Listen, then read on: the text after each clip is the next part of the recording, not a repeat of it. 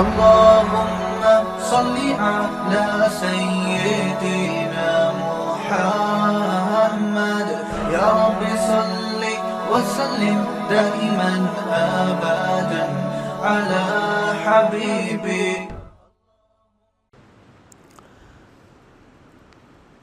تو میں نے جو قرآن مجید کی آیت پڑھی ہے، پہلے میں 12 ربیع الاول کا بتاؤں کہ یہ ہے کیا.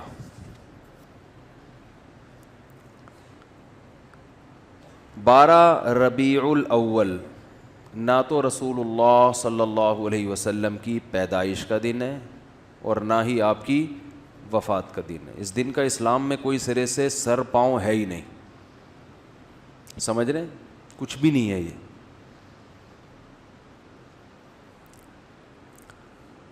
کیوں نہیں ہے؟ اتنے لوگ مناتے ہیں، اتنے لوگ کرتے ہیں. لوگوں کے منانے پر گورنمنٹ کی طرف سے کوئی پابندی نہیں ہے، اس لیے مناتے ہیں لوگ. اتنے سارے علماء کی تقریریں آتی ہیں اس دن کی فضیلت پر، تو وہ اس لیے آتی ہیں کہ تقریروں پر بھی گورنمنٹ کی طرف سے کوئی پابندی، بولو بھائی، نہیں. تو لوگ دیکھتے ہیں گورنمنٹ کی طرف سے پابندی ہے یا نہیں ہے، اس کو فوکس کرتے ہیں. شریعت کیا کہتی ہے یہ تو وہی فالو کرے گا نا جو شریعت کو فالو کر رہا ہو، جو دیکھتا ہو کہ قرآن و سنت کیا کہتے ہیں. ائمہ مجتہدین جن کی قرآن و سنت پہ گہری گرفت تھی، وہ کیا کہتے ہیں؟ وہ اخپل طریقے سے اسلام کو پیش، بولو بھائی، نہیں کرے گا. اخپل طریقہ نہیں چلتا. آج بہت سے معاملات میں پتہ ہی نہیں چل رہا ہے کہ ان کا لائف اسٹائل یا ان کا مذہب ہے کیا.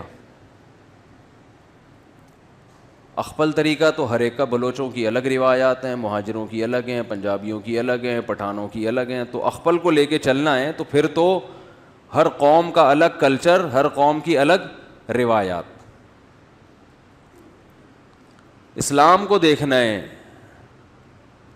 تو پہلے میں 12 تاریخ کے بارے میں آپ کو بتا دوں. ہمارے پاس جو دلائل ہیں وہ سب سے پہلے قرآن ہے، ایسا ہی ہے نا.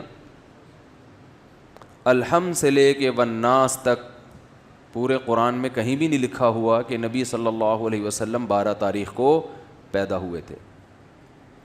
آپ کہہ سکتے ہیں تو بہت سی چیزیں نہیں لکھی، تو چلو جو نہیں لکھی وہ پھر حدیث میں آتی ہیں.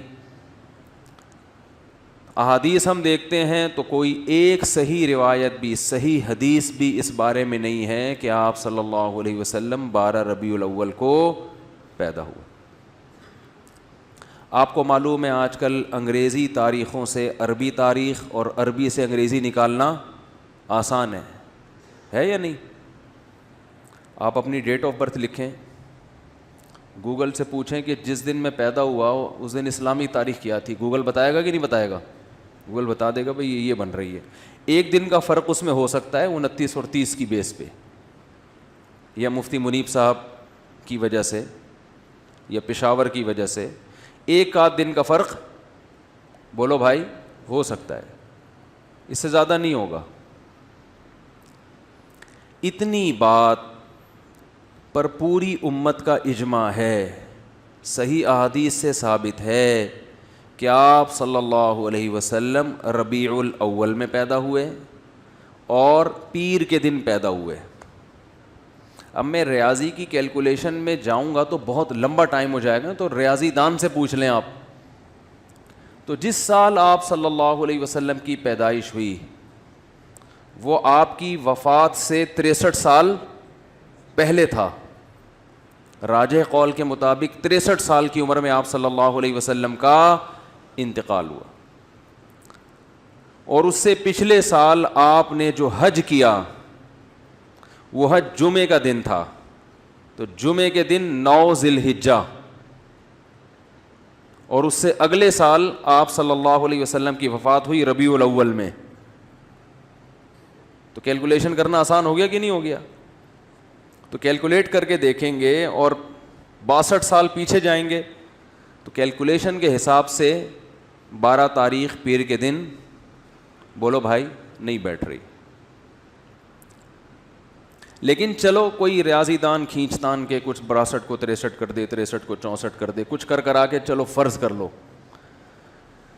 کہ بھئی امکان تھا. تو ہم تو سب سے پہلے کسی بھی واقعہ کے لیے مورخین کو فوکس کرتے ہیں یا حدیث کو. ہسٹری سے جس چیز کا تعلق ہے وہ یا تو حدیث میں ہوگی یا تاریخ دان بیان کریں گے. تو مورخین کی رائے میں اچھا خاصا اختلاف ہے, تھوڑا بہت نہیں.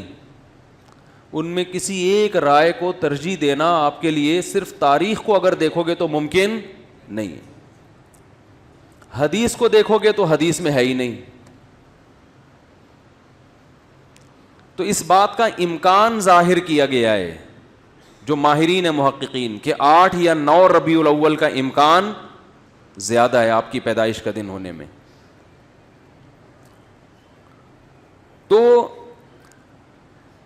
ویسے بھی ایک بات ذہن میں رکھیں کہ اسلامی تاریخ میں جو بہت اہم ترین واقعات ہوتے ہیں جن کا ہماری پریکٹیکل لائف سے تعلق ہو, 2 چیزیں ہوں, واقعہ اہم اور ہماری عملی زندگی سے تعلق, تو ایسے واقعے کی تاریخ یاد رکھنا یہ اسلام کی ذمہ داری ہے.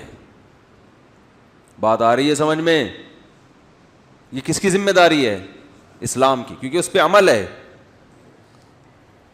مثال کے طور پر رمضان کا چاند نظر آتے ہی اسلام آرڈر دیتا ہے کہ آپ نے کیا کرنا ہے؟ روزہ رکھنا ہے.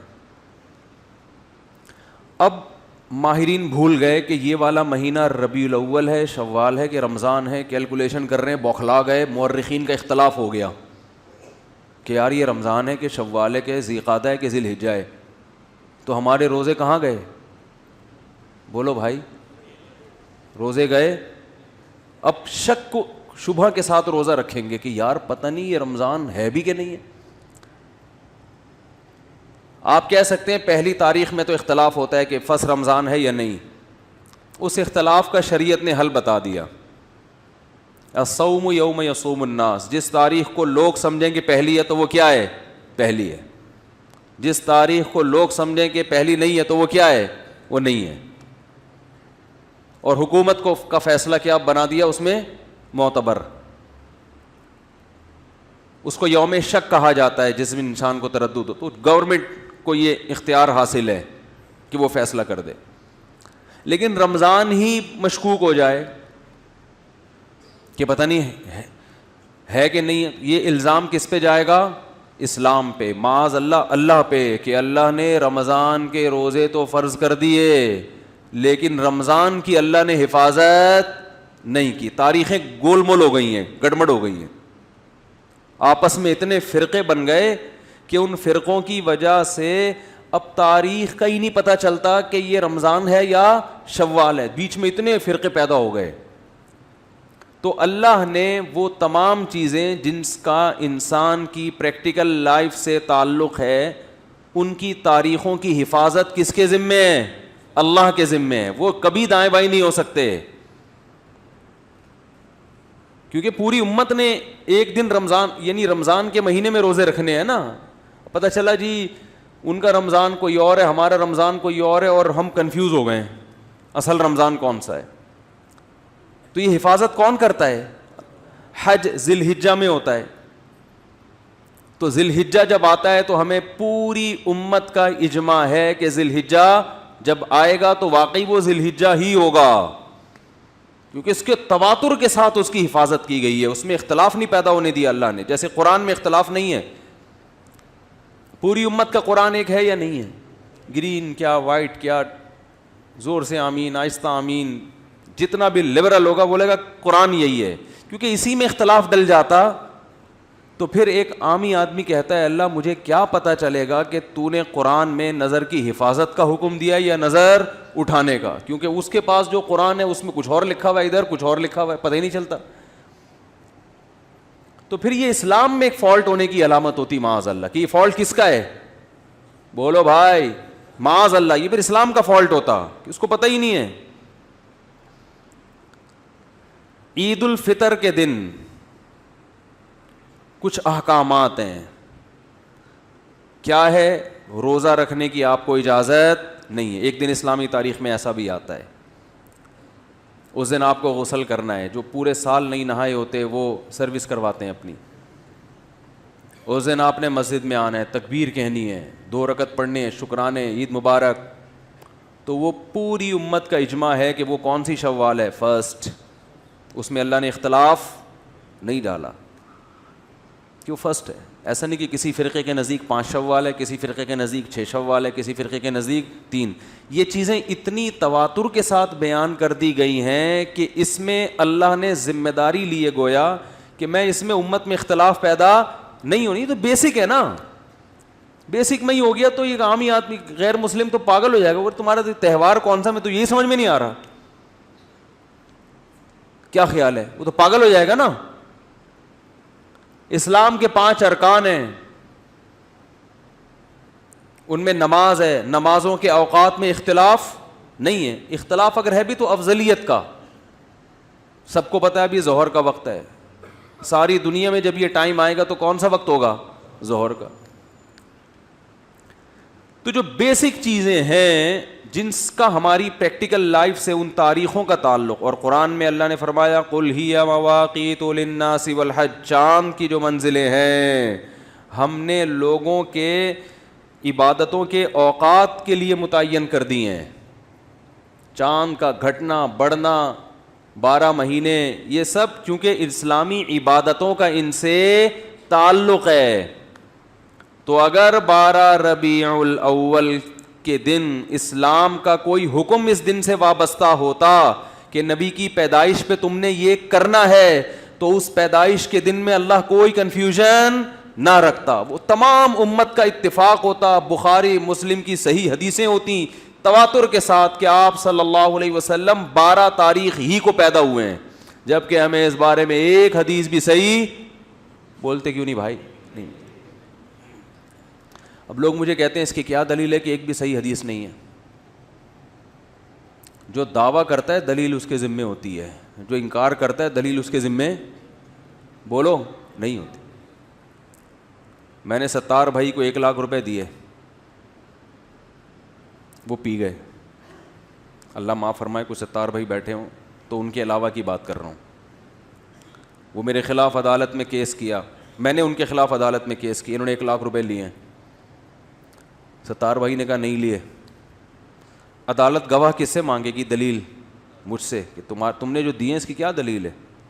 میں عدالت سے کہتا ہوں اس سے پوچھو اس نے نہیں لیے, اس سے دلیل مانگو. تو نہیں لینے کی کوئی دلیل لے سکتا ہے؟ عدالت کے گواہ پیش کرو کہ تم نے نہیں لیے. میں کہوں گا بھائی سارا دن 24 گھنٹے کون میرے ساتھ چپکا رہتا ہے جو دیکھتا رہے کہ میں نے ایک نہیں لیے. نہیں لیے, دلیل اس کے ذمے ہے جو دعویٰ کرتا ہے. بھائی اصل تو یہی ہے کہ کسی نے کسی سے پیسے نہیں لیے. جو کہتا ہے کہ لیے ہیں تو اس کے ذمے ہے کہ وہ گواہ پیش کرے. نہیں لینے پہ گواہ نہیں, کسی کام کے کرنے پہ دلائل ہوتے ہیں, نہ کرنے پہ دلیل نہیں ہوتی. مفتی طارق مسعود صاحب کے بیانات سننے کے لیے youtube.com/مفتی طارق مسعود کو سبسکرائب کریں, اور اگر آپ لائیو ویڈیو کو کبھی بھی مس نہیں کرنا چاہتے ہیں تو سبسکرائب کرنے کے بعد بیل آئیکن پہ کلک کرنا مت بھولیں. جزاک اللہ.